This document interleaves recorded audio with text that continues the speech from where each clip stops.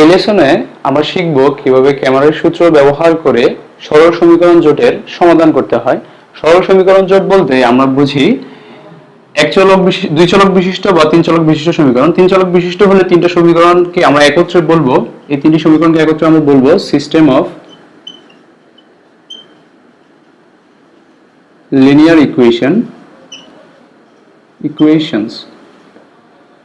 এখন এখানে x Y Z এই চলকগুলোর মান বের করাই হচ্ছে এই সমীকরণ জোটের সমাধান বের করা। ক্র্যামারের সূত্র থেকে আমরা জানি এই চলকগুলোর মান বের করার একটা সহজ ওয়ে হচ্ছে x equals to dx divided by d, y equals to dy divided by d, z equals to dz divided by d, যেখানে d not equals to 0।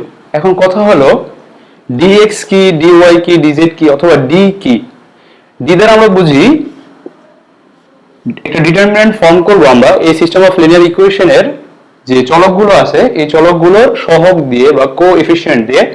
তাহলে d হচ্ছে a1 a2 a3 b1 b2 b3 c1 c2 c3।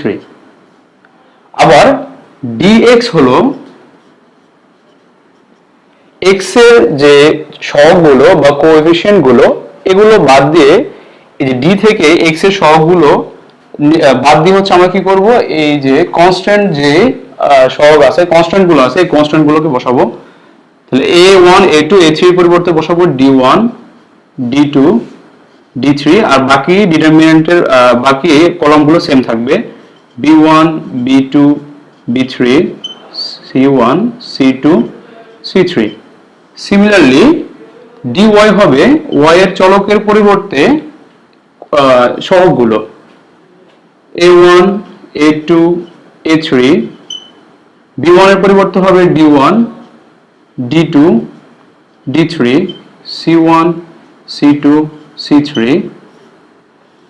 একইভাবে dz হবে z এর পরিবর্তে constant পার্টগুলো আসবে a1 a2 a3 b1 b2 b3 আর 3 নম্বরে হচ্ছে c1 c2 c3 এর পরিবর্তে আসবে হচ্ছে d1 d2 d3। এখন আমরা ডিটারমিনেন্ট বের করার পরে যদি d এর ভ্যালু নট ইকুয়ালস টু 0 পাই তাহলেই এই সিস্টেম অফ লিনিয়ার ইকুয়েশনের সলিউশন বের করতে পারবো আর সলিউশনটা ইউনিক হবে। যদি d ইকুয়ালস টু যদি 0 হয়ে যায় তাহলে এই সিস্টেম অফ লিনিয়ার ইকুয়েশন আমরা ইউনিক সলিউশন পাবো না। দ্যাট মিন্স হচ্ছে xyz এর একটি করে ভ্যালু না পেয়ে আমরা একের অধিক ভ্যালু পেতে পারি। एग्जांपल 1 আমাদের একটা সিস্টেম অফ লিনিয়ার ইকুয়েশন দেওয়া আছে, বলা হচ্ছে ক্র্যামারের ল ব্যবহার করে xyz এর মান নির্ণয় করো। শুরুতে আমরা ডিটারমিনেন্ট d বের করে নেব। ডিটারমিনেন্ট d কে আমরা বলেছিলাম xyz বা চলকগুলোর সহগ নিয়ে গঠিত determinant.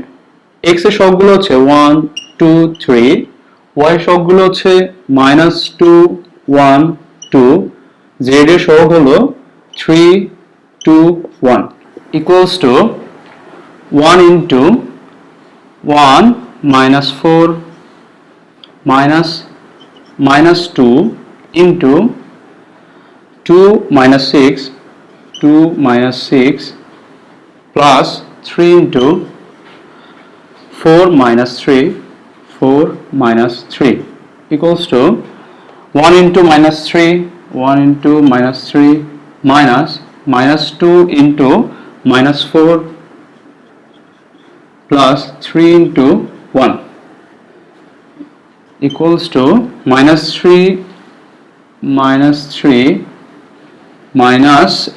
minus 8 plus 3 equals to minus 8। তো ডিটারমিনেন্টের ভ্যালু পাচ্ছি নন জিরো। তার মানে এই সিস্টেম অফ লিনিয়ার ইকুয়েশনের আমরা ইউনিক সলিউশন বের করতে পারবো। dx equals to বলেছিলাম যে চলক x এর যে কোএফিশিয়েন্ট গুলো আছে সেই কোএফিশিয়েন্ট গুলোর পরিবর্তে হবে কনস্ট্যান্ট পার্ট গুলো। তাহলে 1 2 3 এর পরিবর্তে হচ্ছে 11 10 9 -2 1 2 3 2 1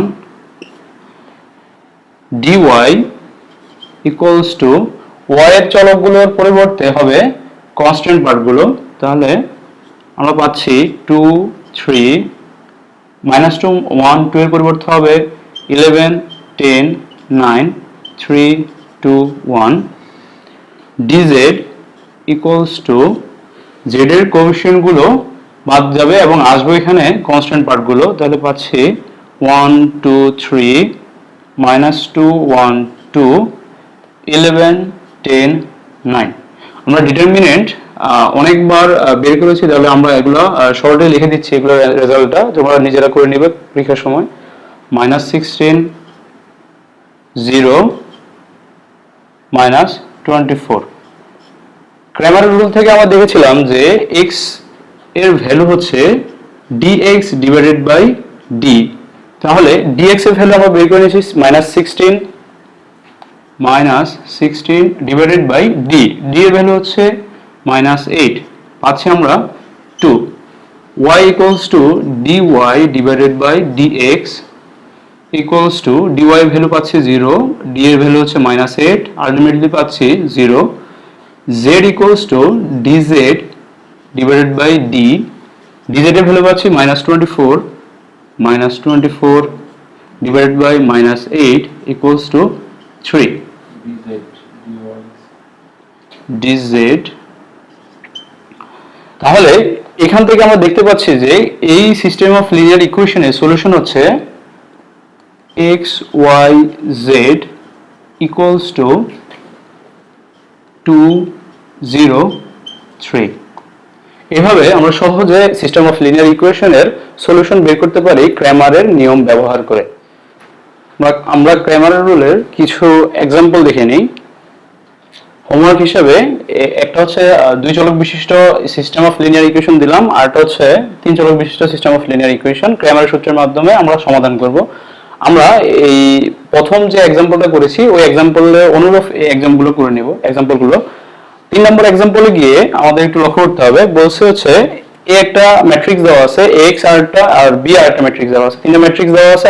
এই তিনটা ম্যাট্রিক্সের মধ্যে একটা সম্পর্ক দেওয়া আছে যে ax equals to b transpose হলে xyz এর মান নির্ণয় করো। এখানে কিন্তু আমাদেরকে ডাইরেক্ট কোনো সিস্টেম অফ লিনিয়ার ইকুয়েশন দেওয়া নাই, আমাদেরকে সিস্টেম অফ লিনিয়ার ইকুয়েশন এই যে আইডেন্টিটিটা দেওয়া আছে আইডেন্টিটি অনুযায়ী বের করে নিতে হবে। শুরুতে আমরা হচ্ছে আমাদের গিভেন আইডেন্টিটি লিখে নিই ax equals to b transpose, ax equals to b transpose. তাহলে a এর ভ্যালু ছিল 2 1 3 -1 3 -1 -1 3 -1 -1 2 -5 2 -5 ইনটু হচ্ছে x ম্যাট্রিক্সটা ছিল হচ্ছে x y z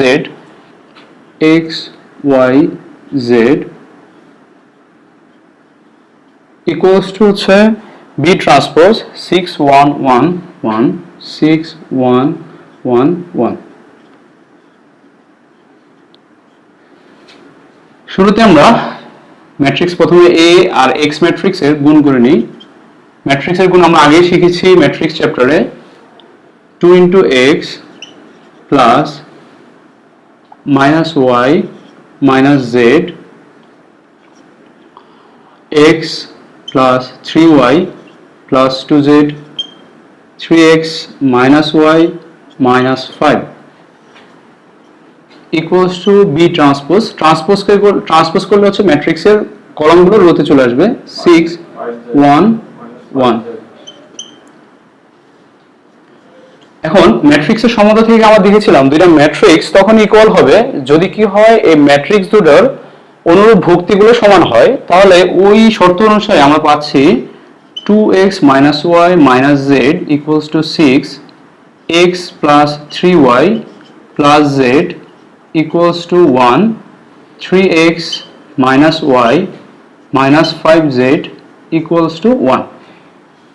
এই যে আমরা হচ্ছে কি আমাদের required system of linear equation পেয়ে গেলাম। তাহলে আমরা আগের যে एग्जांपल ছিল एग्जांपल অনুযায়ী হচ্ছে ডিটারমিনেন্ট বের করব, determinant of x, determinant of y, determinant of z বের করে ক্র্যামার রুল অ্যাপ্লাই করে x y z এর মান নির্ণয় করব।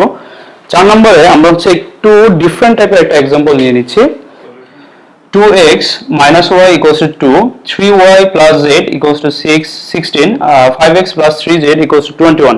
এখানে আমরা প্রত্যেকটি ইকুয়েশনে দেখতে পাচ্ছি যে দুটি করে চলক আছে, কিন্তু একটু ভালো করে লক্ষ্য করলে দেখবে এখানে x, y, z তিনটি চলকের উপস্থিতি আছে।